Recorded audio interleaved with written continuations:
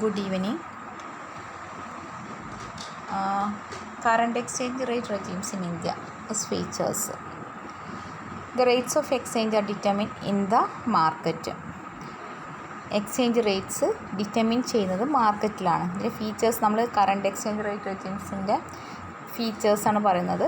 അതിൽ exchange rates determine ചെയ്യുന്നത് മാർക്കറ്റാണ്. അപ്പോൾ current receipts are surrendered or deposited to the banking system, which in turn meets the demand for foreign exchange. Current receipts എന്ത് ചെയ്യുന്നു? Deposit to the banking സിസ്റ്റത്തിലേക്ക് deposit ചെയ്യുന്നു. Which in turn meets the demand for foreign exchange. അതുപോലെ എന്ത് ചെയ്യുന്നു? Foreign exchange demand meet ചെയ്യാൻ നമുക്ക് പറ്റുന്നുണ്ട്. The US dollar in the principal currency for the RBI transactions. RBI ട്രാൻസാക്ഷൻസിന് വേണ്ടിയിട്ട് നമ്മൾ യൂസ് ചെയ്യുന്ന പ്രിൻസിപ്പൽ കറൻസി എന്ന് പറഞ്ഞാൽ US ഡോളറാണ്. The US dollar is the principal currency for the RBI transactions. The freely floating exchange rate regime continues to operate within the framework of exchange control. ഇപ്പോൾ floating exchange rate നമ്മൾ പറഞ്ഞിട്ടുണ്ട്. Floating exchange റേറ്റും അതുപോലെ തന്നെ fixed exchange റേറ്റും. അപ്പോൾ നമ്മൾ floating exchange rate regime എപ്പോഴും എന്താണ്? Continues to operate within the framework of exchange control. നമ്മൾ എക്സ്ചേഞ്ച് കൺട്രോളിൻ്റെ ഫ്രെയിം വർക്കിനുള്ളിൽ തന്നെയാണ് ഇപ്പോഴും പ്രവർത്തിക്കുന്നത്. The freely floating exchange rate regime continues to operate within the framework of exchange control. The RBI also announces a reference rate based on the quotations of select banks on Bombay at 12 noon every day. അപ്പോൾ RBI എന്ത് ചെയ്യുന്നുണ്ട്? Announces a reference rate based on the quotations of selected banks. ചില ബാങ്ക്സിൻ്റെ എന്തെങ്കിലും quotations based ആയിട്ടുള്ള references announce ചെയ്തിട്ടുണ്ട് on Bombay at 12 noon every day. The reference rate is applicable to SDR transactions and transactions routed through the Asia Clearing Union. Reference rate applicable ആയിട്ടുള്ളത് SDR ട്രാൻസാക്ഷൻസിനാണ്. അപ്പോൾ transactions rooted through the Asia clearing union. In short, the Indian rupee has matured to a regime of the floating exchange rate from the earlier versions of managed float. അപ്പോൾ നമ്മൾ current exchange rate regimes ഇന്ത്യയിലുള്ള അതിൻ്റെ ഫീച്ചേഴ്സാണ് നമ്മൾ പറഞ്ഞത്. ഒന്ന്, current exchange rate determine ചെയ്യുന്നത് മാർക്കറ്റാണ്. അതുപോലെ ഫ്ലോട്ടിംഗ് എക്സ്ചേഞ്ച് റേറ്റ് റെജീംസൊക്കെ എന്താണ്? Within the framework of exchange control. Current receipts എന്ത് ചെയ്യുന്നു? Deposit to the banking system which in turn meets the demand for foreign exchange. The US dollar is the principal currency for the RBI transactions etcetera. Then intervention by RBI. The current exchange rate regime introduced in 1993, the RBI has been actively intervening in the foreign exchange market with the objective of maintaining the real effective exchange rate stable. The RBI uses two types of intervention in this regard. അപ്പോൾ RBIയുടെ intervention, RBI രണ്ട് തരത്തിൽ എന്ത് ചെയ്യുന്നുണ്ട്? ഈ exchange rate fix ചെയ്യുന്നതിൽ രണ്ട് തരത്തിൽ intervene ചെയ്യുന്നുണ്ട്. ഫസ്റ്റ് ഡയറക്റ്റ് ഇൻ്റർവെൻഷൻ, രണ്ടാമത്തെ indirect intervention.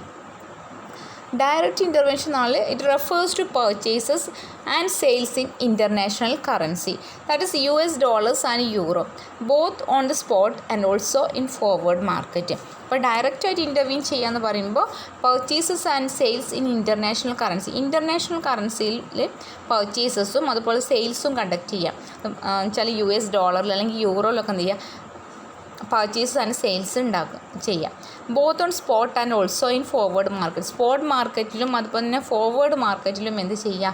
Purchase and sales, international കറൻസിയിൽ പർച്ചേസും സെയിൽസും നടത്തുക.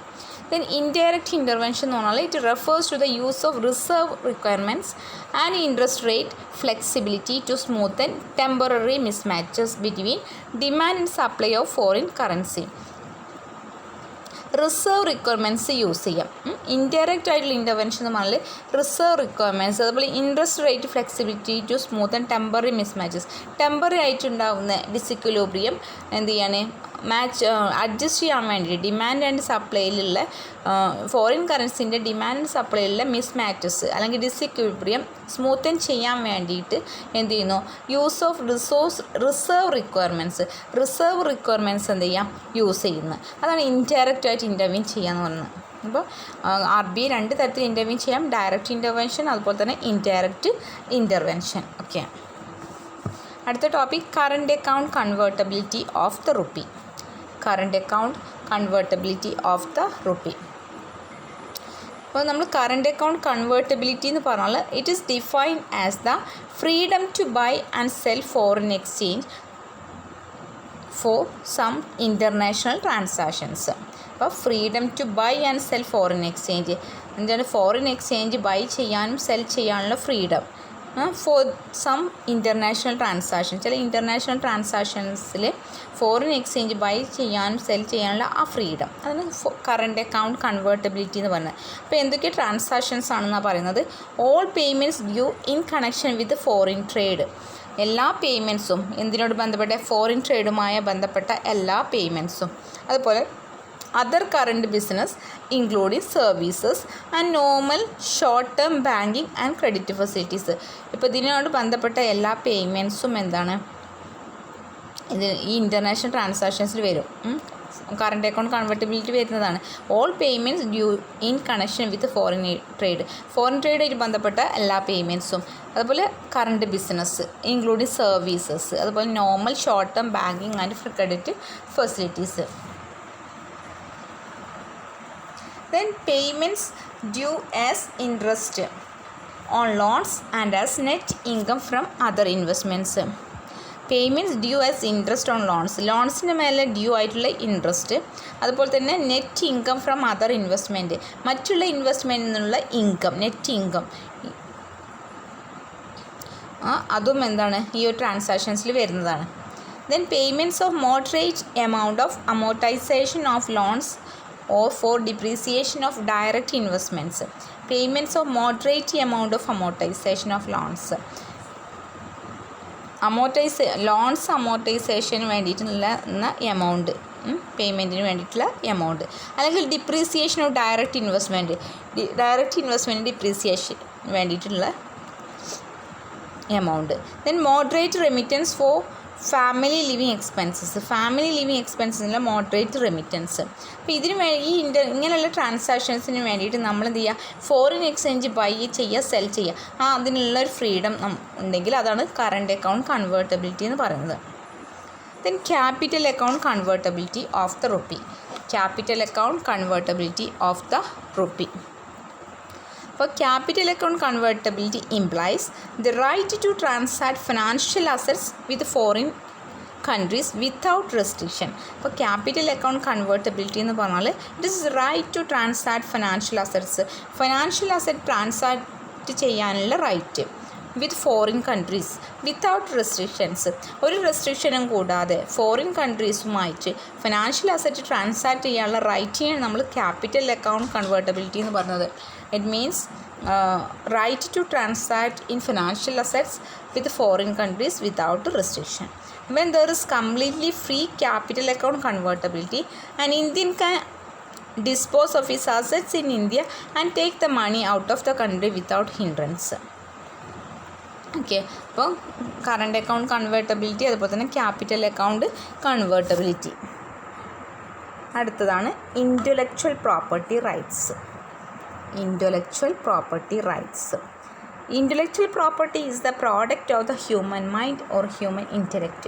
Intellectual property എന്നല്ല, ഇൻ്റലക്റ്റ് എന്ന് പറഞ്ഞതാണ് നമ്മുടെ ഹ്യൂമൻ ഇൻ്റലക്റ്റ് മൂലം, നമ്മുടെ കപ്പാസിറ്റി, ഹ്യൂമൻ മൈൻഡ് മൂലം അതിൻ്റെയൊക്കെ ഒരു പ്രൊഡക്റ്റ്, അതിന് നമ്മൾ ഇൻ്റലക്ച്വൽ പ്രോപ്പർട്ടി എന്ന് പറയുന്നത്. നമ്മളെ മൈൻഡിൻ്റെ, നമ്മളെ ആ ഒരു ഇൻ്റലക്ച്വൽ കപ്പാസിറ്റി യൂസ് ചെയ്തുകൊണ്ടുള്ള product. It has intellectual worth and commercial value. ഇത് ഇൻ്റലക്ച്വൽ വാല്യൂ ഉണ്ട്, അതുപോലെ തന്നെ കൊമേഴ്ഷ്യൽ വാല്യൂ ഉണ്ട്. Then the owner has the right over his or her intellectual property.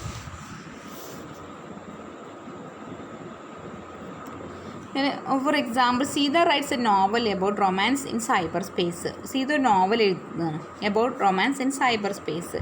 ഇത് novel is the product of her mind, ability and intellect. Sita അവിടെ novel എഴുതിയിട്ടുള്ളതാണ് അയാളുടെ മൈൻഡിൻ്റെ, അയാളുടെ എബിലിറ്റിയുടെ ഒരു പ്രോഡക്റ്റ് ആയിട്ടാണ്. She is the author or owner of the novel. അയാളുടെ അതിൻ്റെ owner അല്ലെങ്കിൽ author. That is she has the legal right over her creative work. അയാൾക്ക് എന്തുണ്ട്? സീതക്ക് അതിൻ്റെ മേലൊരു ക്രിയേറ്റീവ് വർക്കിൻ്റെ മേലെ എന്തുണ്ട്? ലീഗലായിട്ടുള്ള റൈറ്റ് ഉണ്ട്. This is her intellectual property right. അതിന് നമ്മൾ ഇൻ്റലക്ച്വൽ പ്രോപ്പർട്ടി റൈറ്റ് എന്ന് പറയുന്നത്. This intellectual property right must be protected by law. എന്ത് ചെയ്യണം, ഇപ്പം നമ്മൾ ഒരു കാര്യം എഴുതി അത് വേറൊരു യൂസ് ചെയ്യുകയാണെങ്കിൽ എന്തില്ല, അപ്പോൾ അതിനൊരു വാല്യൂ ഉണ്ടാവില്ല. അപ്പോൾ നമ്മളുണ്ടാക്കിയിട്ടുള്ള നമ്മളെ മൈൻഡിൽ നമ്മളെ ഇൻ്റലക്ച്വൽ കപ്പാസിറ്റി മൂലം നമ്മളുണ്ടാക്കിയൊരു വർക്ക്, ഒരു പ്രോഡക്റ്റിന് എന്ത് ചെയ്യണം, അതിനൊരു റൈറ്റ് കിട്ടണം നമുക്ക് സ്വന്തമായിട്ട്. It must be protected by law. If it is not protected, others may reprint it or make a movie or create television serial. അപ്പോൾ നമ്മളത് പ്രൊട്ടക്റ്റ് ചെയ്തിട്ടില്ലെങ്കിൽ നമ്മൾ ആ ഒരു നോവലോ സ്റ്റോറിയൊക്കെ എടുത്തിട്ട് വേറെയുള്ളവർ എന്ത് ചെയ്യും, റീപ്രിൻ്റ് ചെയ്യും. അവരെന്തെങ്കിലും അത് സീരിയലോ മറ്റോ ആക്കിയിട്ട് മൂവിയൊക്കെ ആക്കിയിട്ട് മാറ്റും. അതുകൊണ്ട് നമ്മൾ എന്ത് ചെയ്യണം, നമ്മുടെ ഇൻ്റലക്ച്വൽ പ്രോപ്പർട്ടി എന്ത് ചെയ്യണം, അതിൻ്റെ മേലെ ലീഗലായിട്ട് നമുക്ക് ഒരു റൈറ്റ് ഉണ്ടായിരിക്കണം. Then the intellectual property is said to have no value.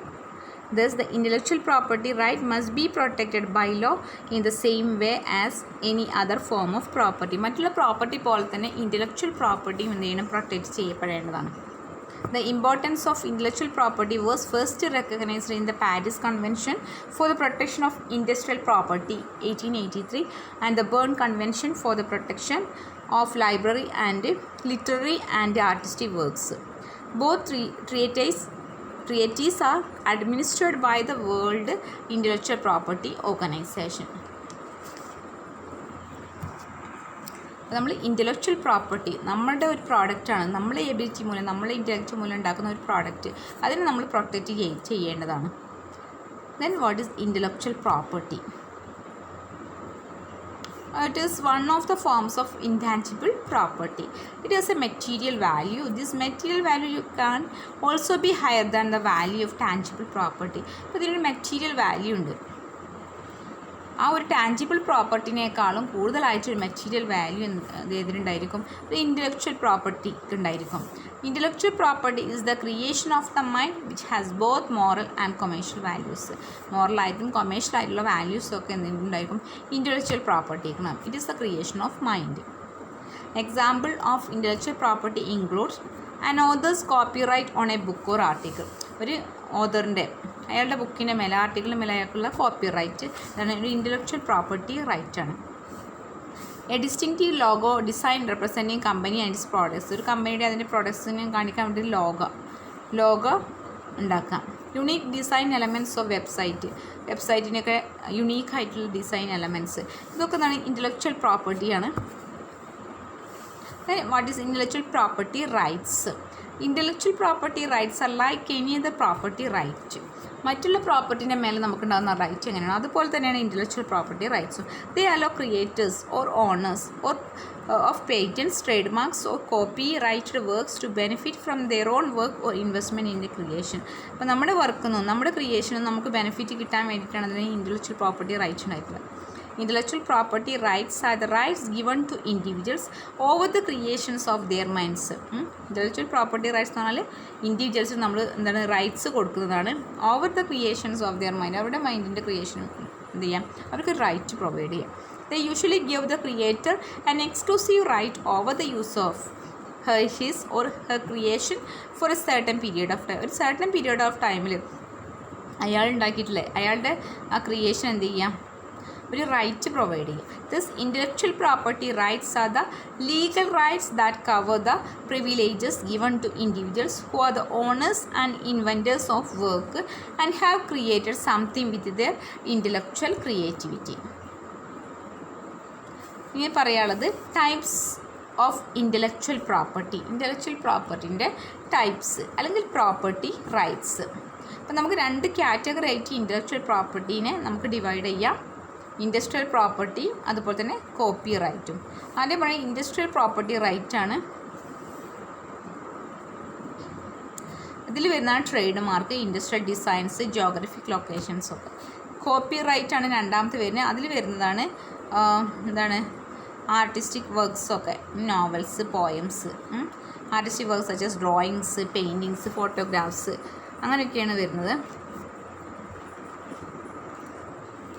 പിന്നെ അതിൻ്റെ ക്ലാസിഫിക്കേഷൻ വരുന്നുണ്ട് patent, industrial design rights, trade marks, trade secrets, copyright, അങ്ങനെ കുറച്ചും കൂടി എണ്ണം പറയുന്നുണ്ട്. ഓക്കെ, അടുത്ത ക്ലാസ്സിൽ നമുക്കത് പറയാം.